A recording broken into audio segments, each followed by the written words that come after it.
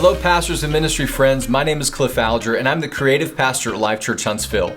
I'm doing this video to teach you how to go Facebook Live. I'm going to walk you step by step through the process of setting up a personal and a business page for your church so you can go live through your mobile device. As we all know, our world has changed incredibly over the last few weeks. Pastors and churches are scrambling to find new ways, creative ways of using technology to reach their churches, to minister to the people. Fortunately for us today, there's technology available to us that has never been available before in the history of the church. I really believe if Jesus and the apostles were here today, that they would use this technology to reach more people. In fact, there are churches that are reaching far more people through Facebook Live than they are reaching in their physical congregation. So the potential of this technology is amazing in what it can mean for you and your church. This is not meant to be an advanced video. Some of you guys are way beyond this point. This video primarily is for those pastors who have never gone on Facebook Live before. Maybe you don't even have a Facebook account and you're just needing some information about how to take that next step. Is this thing on? How's this? What? Ain't no one's watching. First of all, I want to encourage you, don't be scared of this technology. There's nothing to be scared of. Like with anything new, there's a learning curve. But once you get over that curve, it can actually become very easy for you to use. And so I just want to encourage you, there's so many free resources out there. There's so many free tutorial videos on YouTube that you can check out if you want to go deeper. A great website for you to check out is prochurchtools.com. Lots of great information on there for you to check out that'll help you in whatever stage of ministry that you're in. In this video, I'm going to walk you through the step-by-step process that you'll need to go Facebook Live. Also, in the second half of this video, I'm going to give you some helpful advice and information about how to improve your video presentation. So let's dive in. The first step to going Facebook Live is to set up a personal Facebook page. In order to set up a business page for your church, you first have to have a personal page. This is because Facebook requires every business page to be attached to an actual person. You will become the admin, the administrator of your page. In the future, you can assign other people to be admins as well to help you manage the page. So to set up your account, just go to facebook.com, and right there on the home page, you'll see on the right-hand side, you'll see a place where you can sign up for a free account. Go ahead and follow those steps. Make sure you use your best email account and also a secure password that you will remember. Make sure you write this information down because you'll need it again. Once your account is set up, you may want to take some time to update your profile picture. Just find a picture of yourself that you're okay with and put it on there. You can also upload what's called a cover photo. This is when people are actually on your Facebook page. There's a big banner at the top. You can put a picture of your family or whatever you want to do. Favorite basketball team, baseball team, football team, whatever you want to be on there. That's your business. Also, some basic information about you. There are tons of videos on YouTube that will help walk you through this process, and I encourage you to go check those out. You may also want to begin by sending out some friend requests. The way Facebook works is it's a tool to connect people together. So the more friends you have, the more people you're reaching. And so you'll want to send out some friend requests. Start with your friends and family, start with people in your church, and go ahead and send those requests out so you can get connected to more people. Step number 2 is to set up now a business page for your church. The easiest way to do this, if you're already logged into Facebook, is to go to the top of the screen where the word create is there. Click on that word create. A drop-down menu will appear, and then click the word page at the top. That will then take you to the place where you can start the steps to setting up your Facebook page for your church. Another option, you can log out of Facebook altogether. Go to facebook.com to the home page, and at the bottom of the screen you'll see a couple words that says create a page. It will require you to sign in with your email address and password that you chose, and then again you'll be able to go to the next step to set up your business page. Select the business or brand square on the left-hand side of the screen. Then you can name your church and select the category for your church. Okay, you can type in the word church, you can type in nonprofit, you can type in religious organization, you can even type in your denomination in that field, whatever you choose. If no other page has the name that you have picked out, then you're good to go and you can go on to the next step. If that name is already taken, you'll need to modify it slightly to make it work. Okay. Once you go to the next step, you will also have to upload a profile picture and a cover photo for your church. You can use your church logo. You can use an actual picture of your church building or facility, whatever you want to represent your church. It's important to have a picture like this because, it will identify you more easily to the people who may come across you on Facebook. Now, on the right-hand side of your Facebook page for your church, you'll see a window that says Invite Friends. Again, just like your personal page, you want to invite as many people as possible to like your church's page. Again, the more people that are following you, the more people will see your content and get exposed to it when you go live and start putting out content on the internet. Step number 3 is this: fill in basic information about your church, mainly contact information, email address, your physical address of your church, website information. You can get as detailed as you would like. Okay, you can always go back later on and put in your purpose statement, your core values, doctrinal commitments, whatever you want to appear there. That's where you'll really just fill in that information so people can find out more about your church. Step number 4 is this: download the app to your phone or your mobile device. Okay, if you're an Apple user, you can go to the App Store and download it. If you're an Android user, you can go to Google Play and download the Facebook app from there. Just in the search bar, type in Facebook. You'll see it at the top of the list. Download that app because you'll need it to go Facebook Live. Once the app is downloaded, open the app and sign in with the email address and password that you chose when you were setting up your account, okay? This should keep you logged in every time you go back to the app, okay? Step number 5 is this: learn how to access your church's Facebook page from your phone or your mobile device. Just open the app, and at the bottom right-hand corner somewhere, you should see 3 lines appear. Click on that icon, and then you'll see a screen where it says Pages, okay? Right at the top somewhere, it should say the word Pages. Click on that, and then on the next screen, you should see your church's name listed there. Select your church from the list. It should be right there at the top, like I said. Make sure you are comfortable. Here's another little tip for you. Make sure you're comfortable switching back and forth between your church's Facebook page and your personal Facebook page. You want to get as comfortable with this process as you can, because when you're posting videos for your church that are church related, you want that to post to your church's Facebook page and not your personal one. If you're ever doing personal stuff or recording personal videos, you'll want to do that on your personal page. But just make sure you know when you're logged into your Facebook page for your church and when you're logged into it for yourself personally.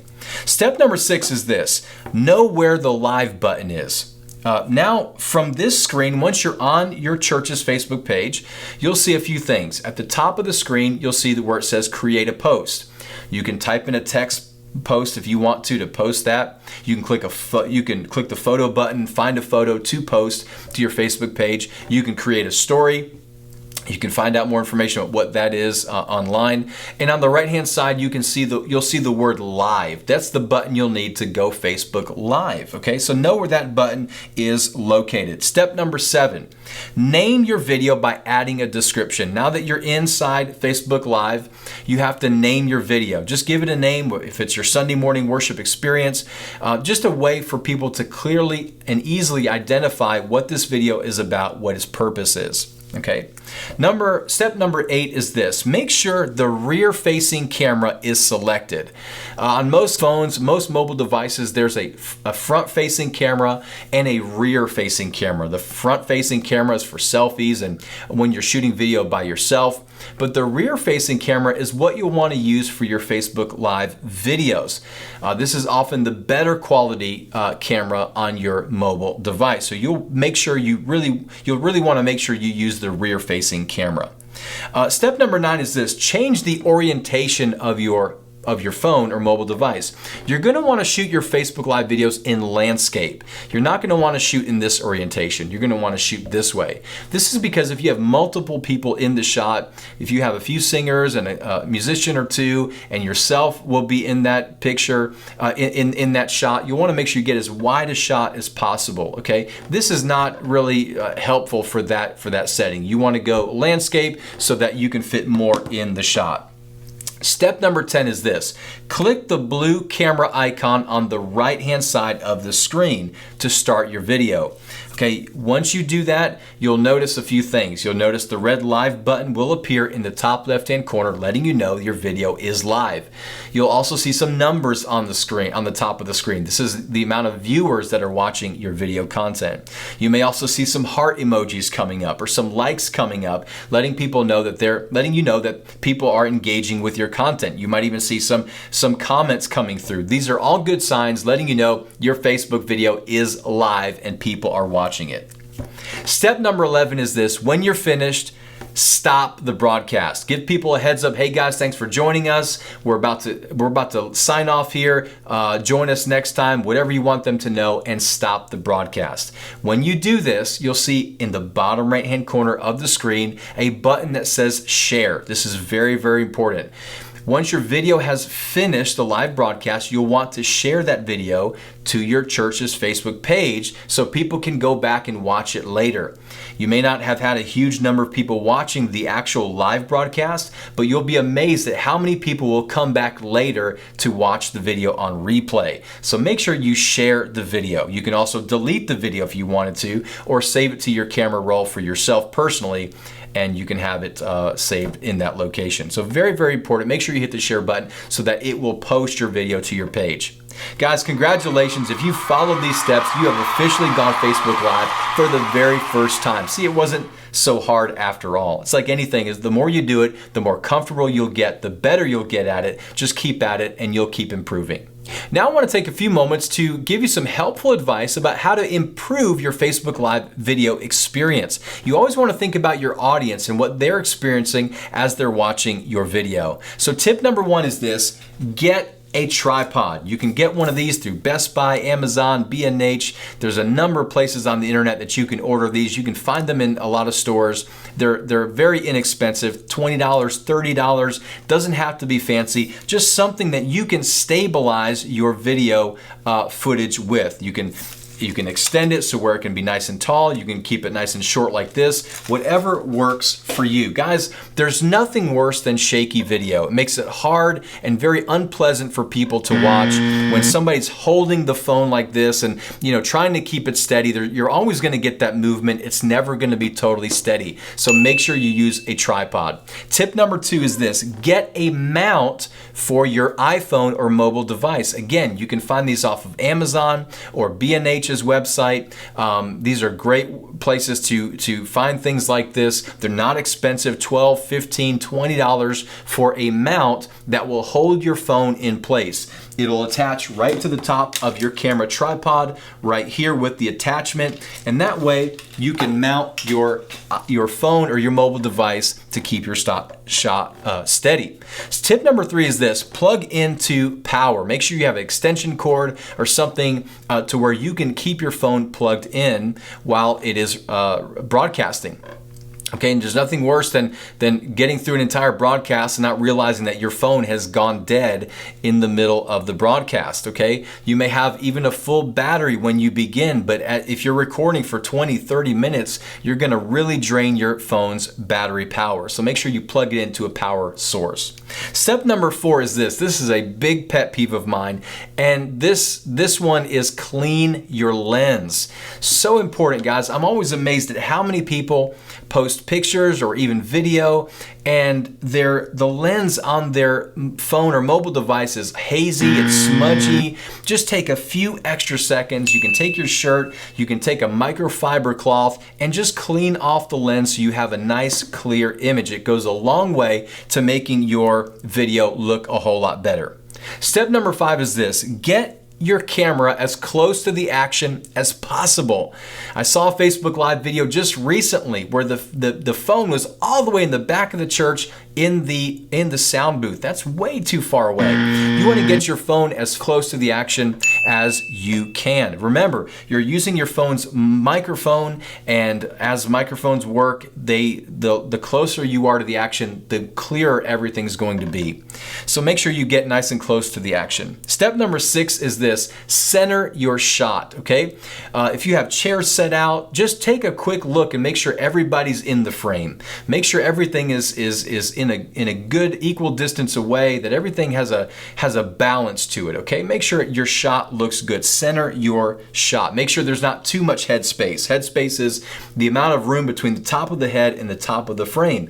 You don't want your head being at the very bottom of the screen and all this empty space above you. That just looks bad. You also don't want to cut people's heads off. So you want to find a good balance to where everybody is in view. Of course, it depends on how many people are in the video, how many people you want to be visible, that sort of thing. So make sure you center your shot and that everything is balanced. Tip number 7 is this: scale down your worship. The microphone on your camera is only so good. The more noise you have, the more instruments, the more people singing, the harder it might be for people to really enjoy what's going on. We've all seen people with their phones recording a concert or something, and everything sounds garbled and distorted because there's too much sound. You know, the microphone on your phone is only so good. So I would really encourage you, scale down worship. Maybe only a couple of singers, maybe an acoustic guitar or a piano, or maybe a cajon for some percussion. You know, just scale it down a little bit. Make your worship experience a little more intimate. Make it a little more worshipful, where it's a little bit deeper. You know, you're not going to want to probably go with those high praise songs that may not translate well to this Facebook Live experience. So consider scaling down worship. Tip number 8 is this: address the camera. Remember, that's where your audience is. Imagine in your mind the people watching from home, watching in their kitchens, watching in their living rooms, watching from their dining rooms, watching from their car or wherever they might be. Speak directly to them. Look into the lens and address your online audience. Don't look around the room and act like people are there when they're not. Look directly at your audience and speak directly to them. Tip number 9 is this: consider a different environment. Maybe your main sanctuary is not the best place for your Facebook Live video. Maybe it's too big. Maybe it's the ceilings are too tall. Maybe it's too echoey in there, okay? Whatever it might be. Maybe there's a smaller room in your church that you should film in. Maybe in your lobby or your commons area, or maybe in someone's living room, you can set up and have your church service in there. If you go online, you can get inspired to see what other churches are doing and the creative ways that they're having their Facebook Live services. So get creative and find a new way or a new environment to shoot your Facebook Live video if maybe your sanctuary is not the best place. Tip number 10 is this: stay within range. I know it's hard when you're preaching and teaching to stay still. I know it is for me at least, but realize that you've got limitations with how far you can wander as you're speaking to your Facebook Live audience. Know where those parameters are and stay within those parameters. It might be easier for you to get a stool or a chair to sit and teach and preach from. I know that may be challenging for some to discipline yourself to kind of stay still as you're preaching. But again, this is a different experience, so we're wanting to do what's best for the online audience. Tip number 11 is watch your lighting. When it comes to video, guys, lighting is everything. Okay, so you want to find an environment that's well lit. Often natural light is the best kind of lighting that you can get for your video. Maybe you want to film next to a big window in your church or in your home somewhere to make sure that all of your subjects are well lit. Tip number 12 is this: consider shortening your message. I know this is really hard for some people. It kind of feels like you're compromising in some way, but I would say try to shoot for no more than 30 minutes for the length of the message portion of your service. You know, there's a lot of distractions on the internet. There's a lot of distractions on Facebook. You know, the shorter you can keep your message in your service, the more likely you will be to keep people's attention throughout the entire length of the broadcast. So try to trim it down a little bit and make it easier for people to sit with you and stick with you throughout the entire length of the broadcast. Tip number 13 is this: have someone manning the camera at all times. This way, if something goes wrong, if you drop the signal or the feed fails or your app freezes up, they will know right away and can notify you, so that way you can start over. You know, nothing's worse than going through an entire service and realizing the phone died at some point in the service and most of what you did was lost, okay? This way, if something goes wrong, we're dealing with technology here. Things happen, you know, this is technology. technology and it fails on us from time to time, unfortunately, they'll be able to catch it right away. Also, this will keep you from having to walk across the room to manually start and manually stop the video. This person hopefully will know when to start, when to stop the video at the appropriate time, and it'll keep you from having to walk across the room, which kind of looks bad on video. Tip number 14 is this: make sure you have a solid internet connection.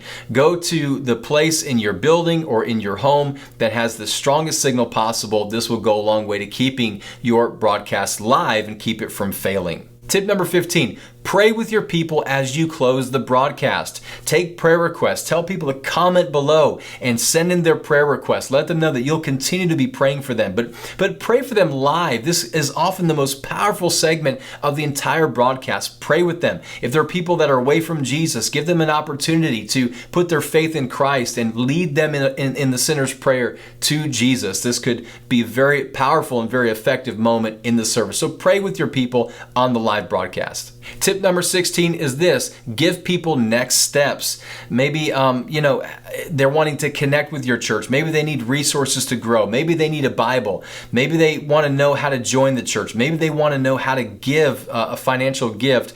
Give them next steps information. Maybe you can just throw out an email address. Say, hey guys, email us at this address and tell us what your request is, and we'll make sure we follow up with you to give you next steps on what to do to go forward, to grow in your walk with Christ, or for us to get connected, whatever it might be. And finally, tip number 17 is this: just go for it. No, what are you waiting for? Do it!